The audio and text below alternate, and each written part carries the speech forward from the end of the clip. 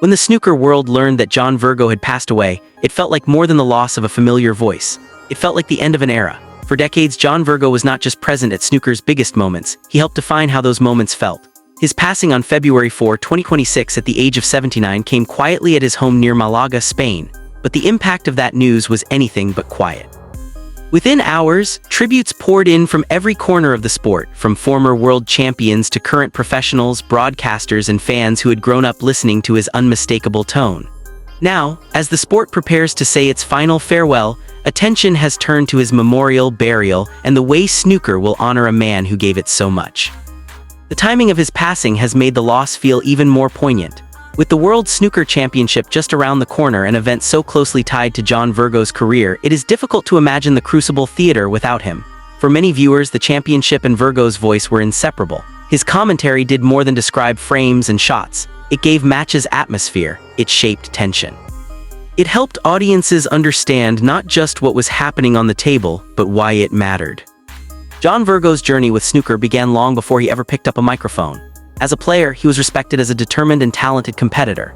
His crowning achievement came in 1979 when he captured the UK Championship title.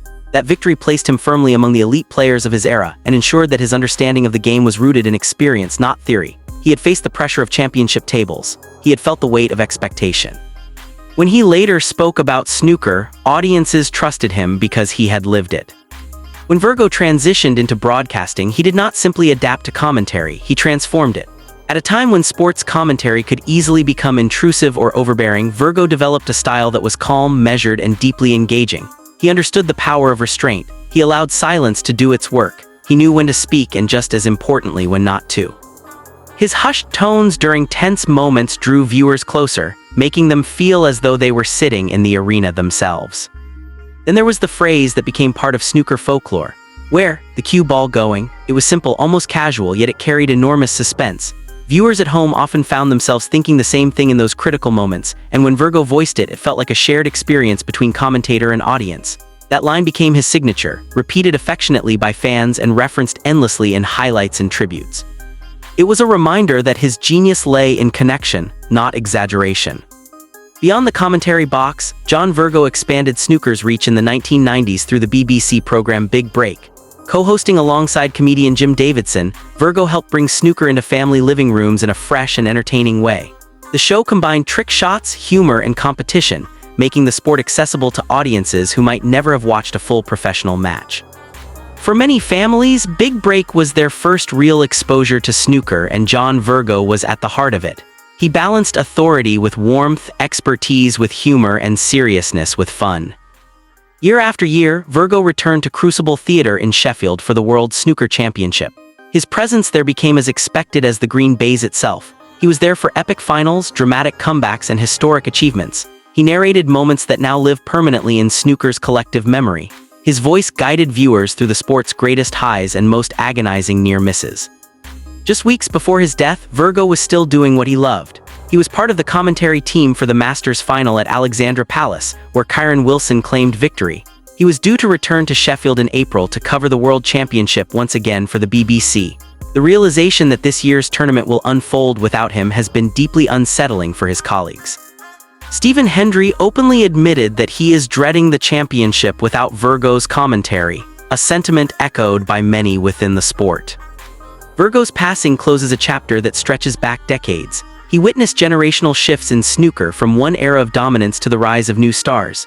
He adapted as the sport evolved, as broadcasting technology changed, and as audiences grew more global. Yet throughout all those changes, his voice remained a reassuring constant. Calm, knowledgeable, trustworthy. He was the guide fans relied on year after year. Away from the cameras and commentary booths, John Virgo was first and foremost a family man. He is survived by his second wife, Rosie, their two children, Brooke, Lee, and Gary, and two granddaughters. To them, he was not a commentator or champion. He was a husband, a father, and a grandfather. Those who have spoken about him in recent days have emphasized his warmth and humor in private life. He was known for his storytelling, his quick wit, and his genuine interest in others. These personal qualities explain why the affection for him runs so deep. As Sheffield prepares to host snooker's flagship event once again, it will also serve as the setting for a public celebration of John Virgo's life. The decision to hold a memorial in Sheffield is rich with symbolism. The World Championship is not just another tournament. It is the centerpiece of the snooker calendar, drawing players and fans from around the globe. Honoring Virgo in the same city underscores how closely his identity was tied to this annual gathering. The idea for the memorial emerged in part because so many leading players would already be in the city preparing for competition. Former world champion Ken Doherty and broadcaster Rob Walker were instrumental in arranging the event. They recognized that while a private funeral would take place for family and close friends, the sport itself needed an opportunity to come together and express its gratitude. The public memorial will take place at Sheffield Cathedral, located just a short walk from the Crucible Theatre. The choice of venue is powerful. The cathedral represents reflection and reverence, while the Crucible represents drama, competition, and achievement. Bringing the snooker community together there creates a bridge between remembrance and the ongoing life of the sport. Fans from across the country have been encouraged to attend. Supporters have also been invited to submit their favorite stories and memories of John Virgo. Selected tributes will be read during the service, ensuring that the ceremony reflects not only official speeches, but also the voices of fans who admired him from afar. It is a fitting tribute for a man whose career was built on connection. Proceedings are scheduled to begin at 1 p.m. on Thursday, April 16, just 2 days before the 2026 World Snooker Championship begins. That same evening, the second staging of the Champions Dinner will take place, bringing together past and present world champions in a special reunion. The alignment of these events means that many of the sport's most prominent figures will be present in Sheffield, creating a rare moment of unity and remembrance. While the memorial in Sheffield will be open to the wider snooker community, John Virgo's burial service will remain private. Close family and friends will gather separately for that more intimate farewell. The contrast between the public celebration and the private burial reflects the two dimensions of his life: the public figure who spoke to millions and the private man who returned home to family. When the championship begins on April 18 and runs through May 4, there will be moments when Virgo's absence feels especially sharp. A final frame decider, a daring long pot under pressure, a cue ball drifting perilously close to a cushion. In those moments, many viewers will find themselves hearing his familiar voice in their minds. Snooker will continue. Titles will be won, records will be challenged, new champions will emerge, but something intangible will be missing. John Virgo's influence, however, will not fade. It remains embedded in the culture of snooker. In the way matches are described, in the respect shared among competitors, in the memories of fans who grew up with his commentary guiding them through the sport. As the memorial approaches and Sheffield prepares to welcome mourners and competitors alike, the snooker world pauses not in silence but in gratitude. Gratitude for a life devoted to the game. Gratitude for decades of insight, warmth, and entertainment.